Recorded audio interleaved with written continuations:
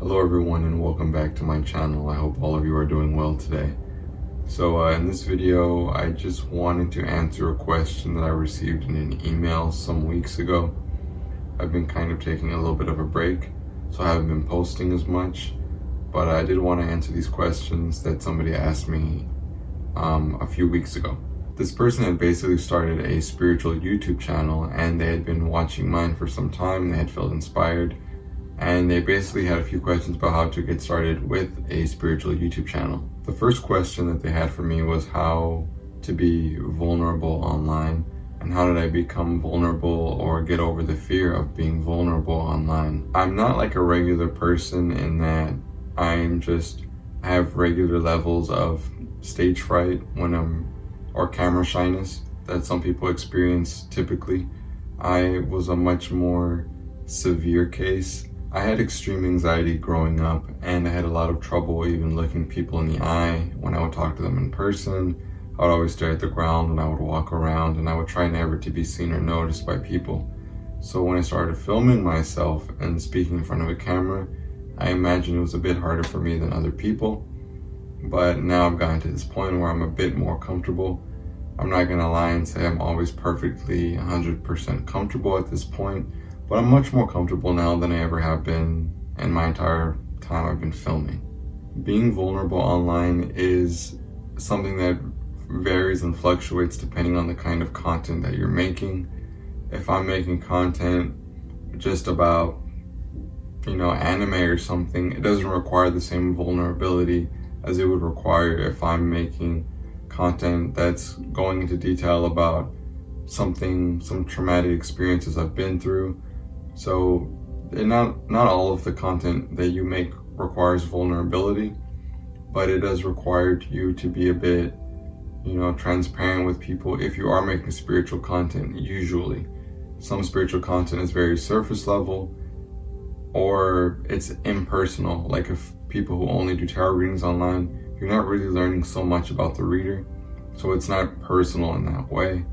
But if you are speaking about your own experiences, then yes, you are being vulnerable online. You're opening yourself to being critiqued, to being judged, to being slandered, to being taken out of context.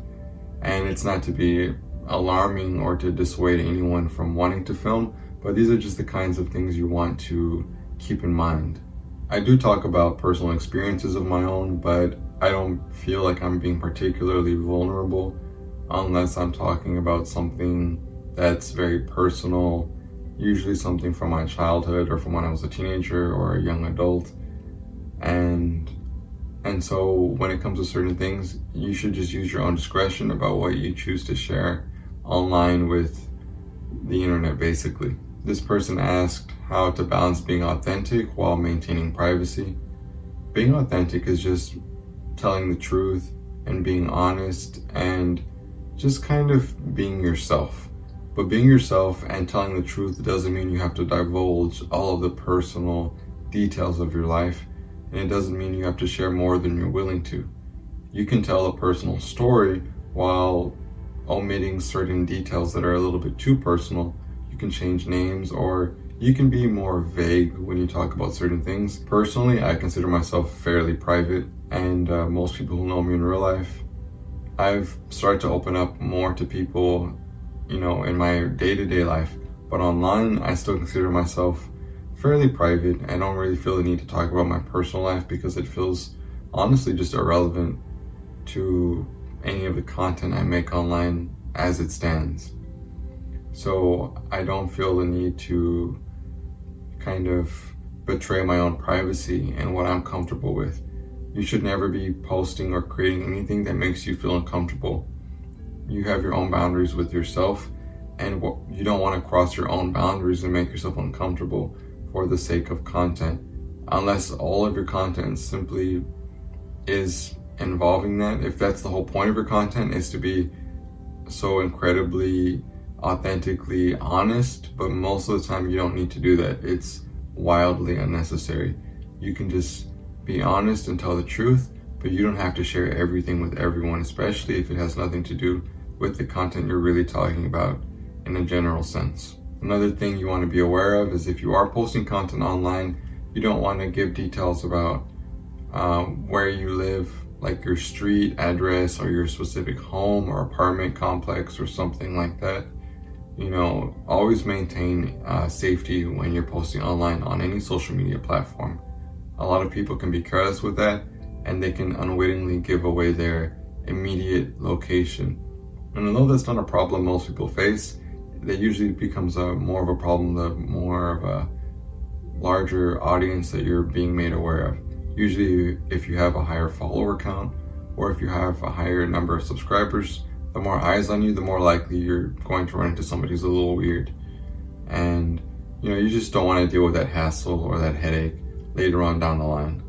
Another question they had was that they were worried about basically how their employer or how their loved ones would react if they found out about their channel. So this is kind of a two-part answer, really, because loved ones and employers, really two different conversations. As far as employers go, some employers are very strict. Some employers are a little bit strict or a little bit funny. And if somebody brings it up to their attention, the kind of content you're making, if they find it offensive or distasteful, you could potentially lose your job. And it's just not really something you want to have to deal with, understandably. But if you aren't sharing it with anybody in your workplace, there's no real reason your employer would find out, unless you're tagging your employer or giving away some fact, like telling people exactly where you work or filming content while wearing your work uniform or something of that nature. But if they do find out, then that's just a bridge you might have to cross. I think it's something that a lot of people have to keep in mind when they're posting content online, and that's really any kind of content. I mean, we've seen people in the past who have gotten fired over drunken Facebook posts, and so you don't want to have to deal with that, although realistically I don't think it'll be an actual problem you'll have to face, unless you are, again, tagging your employer in your content or doing something that lets everybody know where you work. With loved ones finding out about the content you make, it's kind of a double-edged sword. And for me, when I first started making this particular YouTube channel, I had a couple people find out about it. People, I guess they were friends at the time. I don't really think about them like that these days because of a lot of things that have transpired, but initially they accidentally found out about my YouTube channel. I had shared about it with a handful of people, but I had never intended on telling these two co-workers of mine. They were at my house, they accidentally saw it, like pulled up, and so that's how they found out about it. And it was something I immediately regretted. I mean, it was an accident, but it was something that would cause me problems as things progressed. They started, even though my kind of content, spiritual content, was not something that they were particularly interested in, it was never something they showed interest in. And more than that, they didn't believe anything I was talking about. They thought it was crazy. They were huge skeptics of all the content I post. Really, they're the kind of people who don't even believe in ghosts. So they kind of thought I was having some kind of schizophrenic episodes every time I talk about the saints that I work with. And more than that, they just never got into that kind of stuff at all. And what happened when they accidentally found my YouTube channel, they started watching all of my uploads, watching all of my content, coming back to me when they would see me at work, because we did work together, and they would be critiquing all of the content I was making fun of, or not making fun of, because they weren't doing it in that manner, but they were coming to me and trying to talk to me about how I sounded on my video, how the audio quality sounded. Oh, maybe I should try doing this. Maybe I should do it like this. Trying to give me pointers and suggestions and tips, and basically telling me how I should run my own YouTube channel, and telling me about all the ways that I was messing up, basically. They would give criticism, but the criticism was never really constructive. And initially, I didn't show my face on my channel. It was kind of a faceless channel because I was just kind of working up to it. Although I knew that if I was making spiritual content, I wanted to be able to show my face so that I could be able to connect with people more on a human-to-human level. And when they found out that I was planning on showing my face, or I think they saw a video where I showed my face for the first time, and I remember they were saying that I never should have showed my face, and that I should have stayed mysterious, and it just seemed like everything I did, they were like casting little seeds of doubt, on everything I said. And I didn't really take their words to heart because I knew they didn't know what they were talking about. And at the end of the day, it was my channel. But all this to say, some people who find out about your work won't be supportive. They may become a hater. They might give backhanded compliments or make snide remarks or talk badly about you within earshot, or do passive aggressive things. Most people don't have to deal with that, but usually, especially if you're just starting out, a lot of people don't think very big, they think very small. And so it's very common to run across people who will try to cast doubt within you. They don't see the bigger picture. They can't see the vision you have. They don't see how things could turn out or how things could work out. And so they will start kind of tearing you down, sometimes intentionally, sometimes unintentionally. Sometimes they don't even realize that they're doing it, but sometimes they do. With not only that, but it could potentially cause drama if family members find out. It's not a secret that I post content to YouTube, but none of my family seems to really care or really be aware of it. If they are aware of it, they don't really talk to me about it, so it doesn't really seem to be much of an issue. But my family isn't hyper religious or have a fixation on, Christianity hardcore like some, family systems do. And so that's something you have to just kind of keep in mind. Also, I kind of wouldn't suggest telling all your friends and family about the content you're making just for the sake of getting some supporters. And that means usually like more likes or more subscribers or more followers. Although logically it would make sense to try to tell people about it so that you can get a higher number of subscribers right off the bat or followers, generally I would advise against it, because if you get, let's say 100 subscribers that are family members and extended family, and maybe a few friends and acquaintances, your content is going to be shown to these people, and they won't watch it, or they won't watch it all the way through, or they won't watch it at all when it shows up on their feeds. They won't ever interact with your content. And this is what it's called sometimes, like dead followers or empty followers. And so the algorithm is going to think people don't like your content, and it's going to show it to nobody. It's not going to push out your content to people who might be interested, because why would we push out your content to, other people when this person's subscribers don't even watch their content? And why don't they watch their content? Because they only follow just because you asked them to, not because they're genuinely interested in the subject matter of your videos. And so it's just something to keep in mind. Obviously, you can ask people, because if you're trying to get monetized, if you're trying to make money off of this, you need to hit a certain follower count. You need 1,000 subscribers to be able to monetize your videos. And that's a different conversation altogether.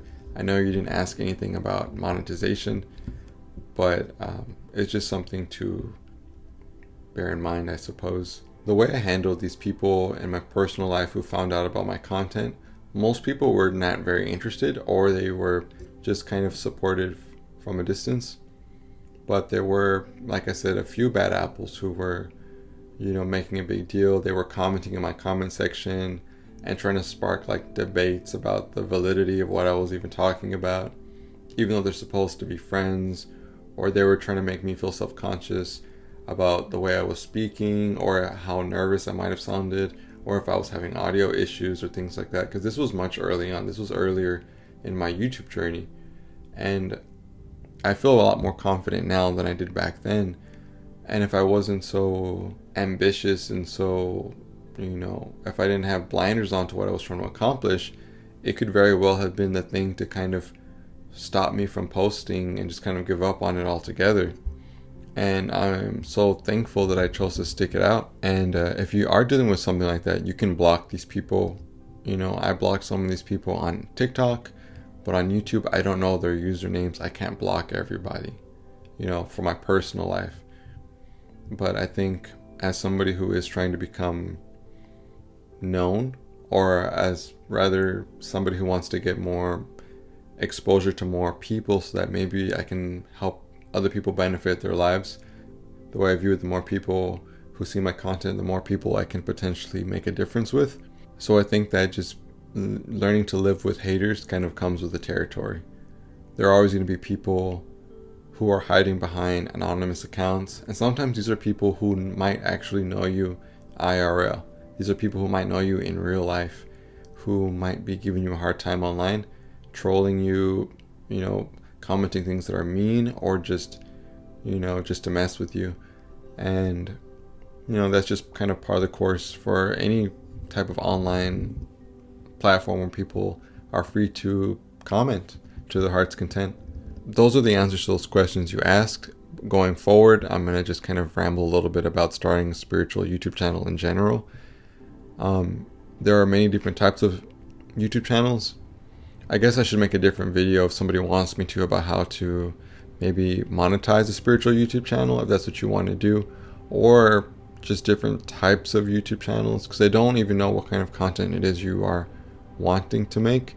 I just know that you felt inspired to share based off of watching my channel, which I find really, I don't want to say sentimental, but I find it, because that's not exactly the word, I just really appreciate it. It means a lot to me that I can inspire somebody else to express themselves, because self-expression is something that I've always struggled with.